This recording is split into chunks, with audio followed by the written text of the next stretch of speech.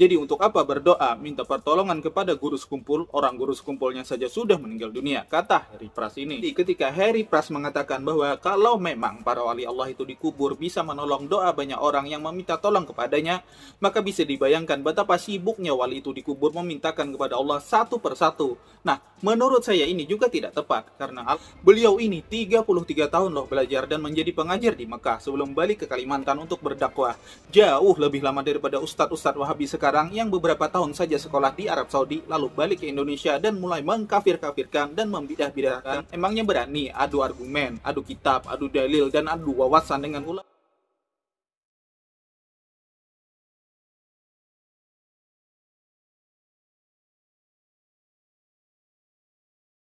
Bismillahirrahmanirrahim. Assalamualaikum warahmatullahi wabarakatuh.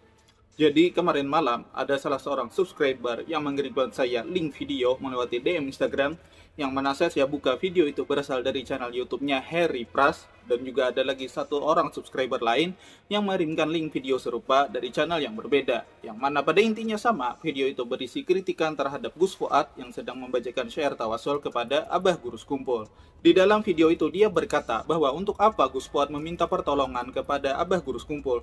Guru Sekumpul itu sama seperti kita manusia biasa. Ketika kita berdoa kepadanya, beliau juga tidak akan mendengar. Lebih baik kita berdoa saja langsung kepada Allah, karena Allah jauh lebih maha kuasa, maha perkasa, dan maha segalanya. Jadi untuk apa berdoa, minta pertolongan kepada Guru Sekumpul, orang Guru Sekumpulnya saja sudah meninggal dunia, kata Harry Pras ini. Nah, dari penilaian ataupun statement seperti ini, menurut saya itu kurang bijak dan kurang tepat. Kenapa kurang bijak? Karena amaliyah tawasul seperti yang dilakukan oleh Gus Fuad ini 100% mayoritas pasti juga diamalkan oleh ulama-ulama NU dan pengikut-pengikut NU dari ratusan tahun yang lalu. Ratusan tahun yang lalu hal ini sudah dilakukan, sehingga ketika amaliyah tawasul ini dikritik, maka ini tidak hanya menjurus kepada individu Gus Fuad saja, tetapi akan melibatkan semua pengikut NU secara keseluruhan. Dan kenapa ini saya bilang juga tidak tepat? Karena di sini sudah ada tuduhan kalau tawasul itu adalah amaliyah yang menjurus pada kemusyrikan. Jadi ketika Gus Fuad bertawasul dengan Abah Guru Sekumpul melalui syair-syair beliau, itu sebenarnya tidak bisa dikatakan syirik. Karena orang yang bertawasul dengan Nabi dan Wali itu bukan menyembah Nabi dan Wali tersebut. Orang yang bertawasul itu artinya dia menjalankan perintah Al-Quran di surah Al-Maidah ayat ke-35 yang berbunyi, Ya ayyuhallazina amanu taqullaha wabtaghu ilaihi wasilah, yang artinya, hai orang-orang yang beriman, bertakwalah kepada Allah dan carilah jalan untuk mendekatkan diri kepada Allah. Bertakwalah kalian kepada Allah artinya takutlah kalian kepada Allah. Takut pada Allah itu artinya menjalankan perintah-perintah agama dan menjauhi larangan-larangannya. Tapi ternyata bertakwa saja tidak cukup. Masih ada ternyata perintah Allah yang lain, yaitu carilah wasilah. Apa itu wasilah? Wasilah itu secara bahasa artinya ialah perantara. Menurut ulama-ulama ahli tafsir, misalnya saja yang sudah tertulis di kitab Ibnu Katsir, di situ dikatakan bahwa wasilah adalah sesuatu yang bisa mengantarkan kita itu menghasilkan apa yang menjadi tujuan kita. Misalnya saja nih, contoh saya dari Pulau Kalimantan, ingin pergi ke Pulau Jawa. Kalau saya mengandalkan jalan kaki saja mau ke sana, itu makan waktu berapa lama. Tapi kalau saya menggunakan kendaraan, misalnya pesawat, nah itu bisa berubah jadi hitungan jam saja saya sudah bisa berada di Pulau Jawa. Nah, pesawat inilah yang bisa dikatakan sebagai wasilah atau perantara. Begitu juga dengan berdoa dan bertawasul kepada wali Allah sebagai perantara agar doa kita itu cepat dikabulkan oleh Allah.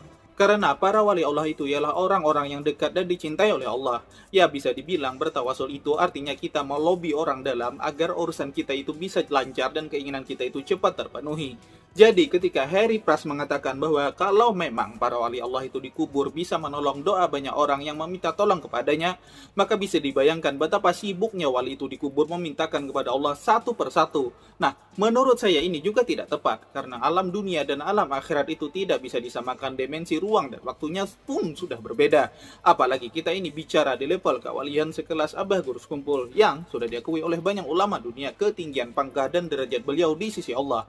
Jadi sangat wajar jika Abah Guru Sekumpul juga dianugerahi oleh Allah berupa kemampuan yang tidak dimiliki oleh orang-orang yang biasa ketika beliau meninggal dunia, termasuk kemampuan untuk menolong orang-orang yang menjadikan beliau sebagai perantara, memohon doanya agar cepat dikabulkan oleh Allah. Setidaknya itulah yang saya dan mayoritas orang-orang NU yakini. Dan ini bukan mengada-ngada, banyak kok dalilnya tentang tawasul ini. Kalau mau dijabarkan di video ini, ya saya rasa akan sangat panjang durasinya. Tapi secara garis besarnya ialah tawasul ini bukanlah amalan bidah, apalagi syirik yang membuat pelakunya itu menjadi kafir. Tidak, sangat jauh dari hal itu. Karena menurut kami yang sudah mengenyam pendidikan lama di pondok-pondok pesantren, ketika sebuah perantara atau wasilah itu dianggap musyrik yang mengakibatkan kekafiran, maka ini sama halnya dengan ketika kita sakit, berobat ke dokter, kemudian dokter memberi resep dan penanganan sehingga sakit kita itu sembuh. Lalu apakah kita kemudian akan mengatakan bahwa minta pertolongan dokter itu akan membuat kita jadi musyrik atau kafir? Sedangkan dokter ini kedudukannya sama dengan wasilah untuk meraih pertolongan Allah yang telah Allah titipkan pada keahlian seorang dokter tersebut. Lalu pertanyaannya lagi, kenapa ketika orang sakit itu dia tidak berdoa saja kepada Allah, tidak perlulah keluar rumah mencari-cari dokter untuk mengejar kesembuhan, sedangkan dia tahu bahwa kesembuhan itu datangnya dari Allah, lalu kenapa masih berharap kepada dokter? Nah, jadi pada intinya ialah, jika urusan kesehatan saja kita perlu mencari perantara seperti dokter untuk mendapatkan kesembuhan, apalagi urusan keselamatan dunia dan akhirat,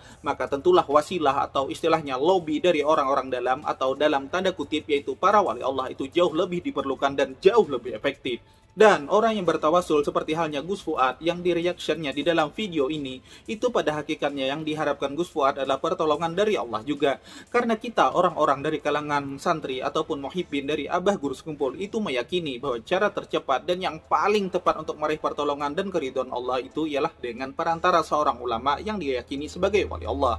Dalam hal ini seperti halnya Abah Guru Sekumpul, bahkan dikatakan oleh Abah Guru Sekumpul dulu di dalam pengajian beliau bahwa pertolongan seorang wali yang telah wafat itu jauh lebih cepat, karena dia tidak lagi terikat dengan segala hiruk pikuk duniawi, ruang dan waktu.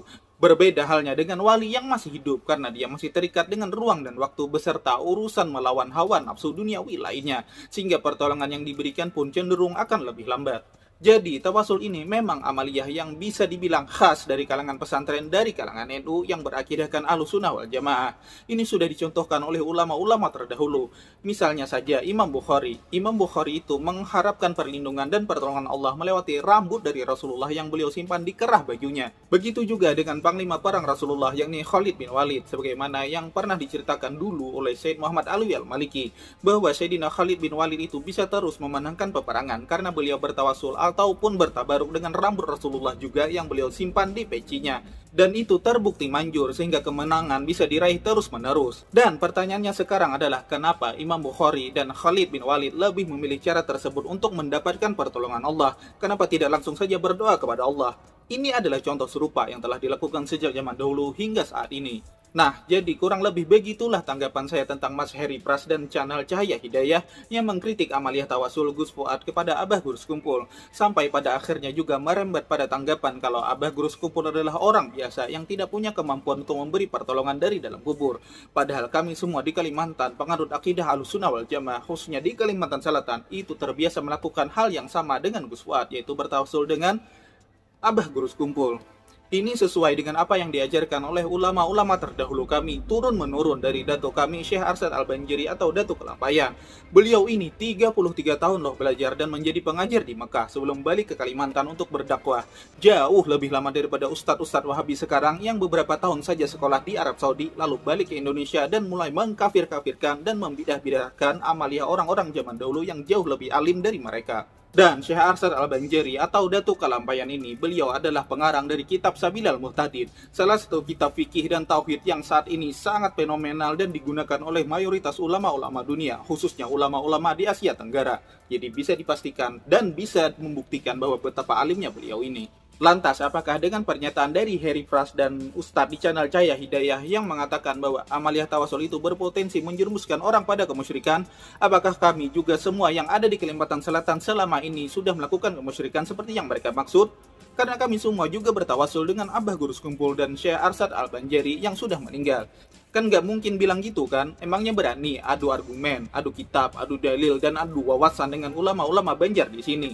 Ya, jadi masalah hukum tawasul ini, ya sudahlah ya, kami bertawasul itu sudah punya dalil dan rujukan ulama-ulama yang mumpuni dan tidak diragukan lagi kealiman dan kehebatannya. Misalnya saja dari Sayyid Muhammad Alwi al-Maliki, seorang ulama profesor doktor di bidang hadis. Beliau pun memperbolehkan tawasul dan menjabarkan dalil-dalilnya. Begitu juga dengan Habib Umar bin Hafiz yang hafal ratusan ribu hadis beserta sanad dan matanya. Dan Habib Lutfi bin Yahya, beliau juga menganjurkan untuk bertawasul dan juga memberikan dalil-dalil sahihnya.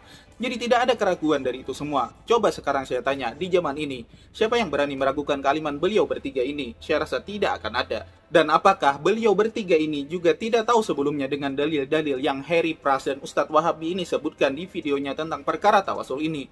Tentulah beliau tahu, bahkan sudah di luar kepala itu semua. Kitab rujukan beliau juga jauh lebih banyak dari orang-orang yang mempermasalahkan masalah tawasul ini. Jadi mungkin itu saja tanggapan yang bisa saya berikan tentang channel-channel YouTube yang videonya itu melibatkan nama besar dari Abah Gurus Kumpul karena menonton video tawasul dari Gus Fuad. Dan kurang lebihnya saya mohon maaf, dan kalau ada pertanyaan yang ingin kalian ajukan, silahkan kirim pertanyaan tersebut ke DM Instagram Nasihat Ulama 99. Dan kalau ada yang ingin ditambahkan ataupun ada pendapat lain, silahkan tulis di kolom komentar. Akhirul kalam, wassalamualaikum warahmatullahi wabarakatuh.